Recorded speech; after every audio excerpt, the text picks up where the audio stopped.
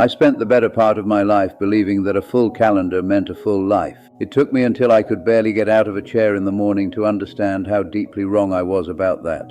My name is George. I am 86 years old, and I want to tell you something that I wish someone had said to me when I was still young enough to do something about it. When I was 31 years old, my wife Margaret sat across from me at the kitchen table on a Tuesday evening and said very quietly that she felt like she was living with a man who was always on his way somewhere else. I remember nodding. I remember saying I understood.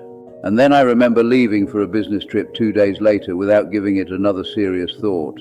That moment right there, that small, honest, painful moment, was the first of many I would spend the next 5 decades running from without ever admitting that is what I was doing.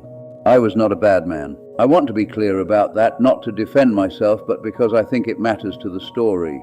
I was not careless or cruel. I worked hard because I genuinely believed that working hard was the same thing as being present. I provided for my family. I showed up to the school plays and the graduations and the Sunday dinners, and I told myself that the movement, the constant forward motion of my life, was proof that I was doing it right.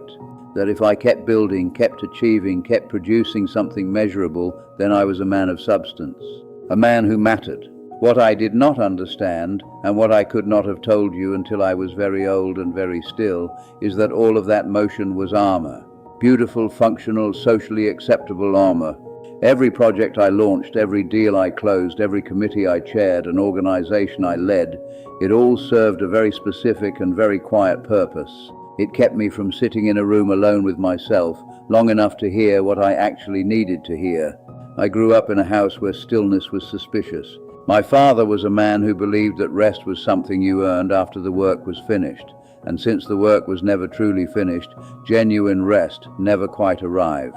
He was not a hard man, my father. He was simply a man who had learned to equate motion with virtue, and he passed that lesson to me the way fathers pass things, not through instruction, but through example. Through the way he filled every hour, through the discomfort that settled over him on the rare Sunday afternoons when there was nothing that needed doing. I absorbed all of it before I was old enough to question it. By the time I was in my 40s, I had built a small construction company from almost nothing, which I was proud of and which consumed me entirely. I had 3 children who were becoming people I was only partially acquainted with. I had a wife who had stopped saying out loud what she had said to me at that kitchen table, not because she no longer felt it, but because she had learned, as patient people do, to carry it alone. And I had a version of myself that I showed the world every single day, a capable, driven, dependable version that had very little to do with whatever was actually living inside me. There was a man I knew in those years, a subcontractor named Raymond, who I used to have coffee with once or twice a month when our projects overlapped.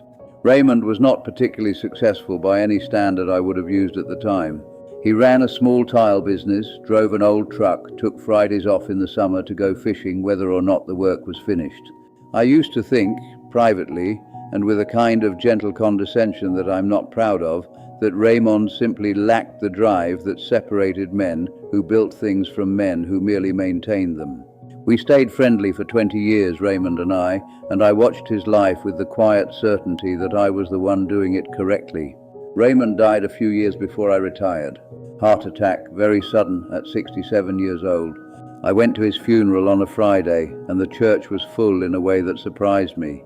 Not with business contacts or professional associates, but with people whose lives he had actually touched. His children spoke about a father who was present, reliably and unhurriedly present, a man who never made them feel like an item on a list. His wife spoke about a man who used to sit on the back porch with her for an hour after dinner and do nothing but talk, not plan, not strategize, just talk. I sat in that pew and felt something shift in my chest that I did not have language for at the time. I filed it away, the way I filed most uncomfortable things, and I went back to work on Monday. When I retired at 68, I expected to feel relief. I had been telling myself for years that I would slow down once I had the freedom to do so, that I would become the present and unhurried man I always intended to be once the obligations had lifted. What I felt instead was a panic so clean and unfamiliar that I did not recognize it for what it was. I started consulting. I joined 2 non-profit boards. I took on a renovation project at the house that did not need renovating. Margaret watched all of this with a kind of patient, knowing sadness, and one afternoon she said to me gently that she thought I was afraid to stop. She was right.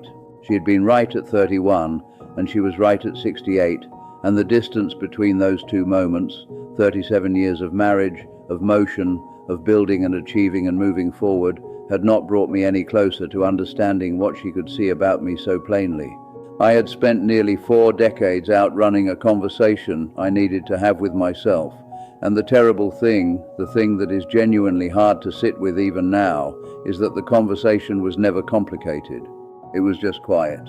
And quiet was the one thing I had never learned to tolerate. What I needed to confront, what all the motion had been keeping me from, was simple and ordinary and not dramatic in the least. I needed to admit that I had chosen achievement over intimacy for most of my adult life, and that the choosing had been deliberate, even if it was unconscious. I needed to sit with the knowledge that my children had grown up in a house with a father who was physically present and emotionally elsewhere, and that some of what that cost them was permanent and could not be rebuilt the way you rebuild a structure.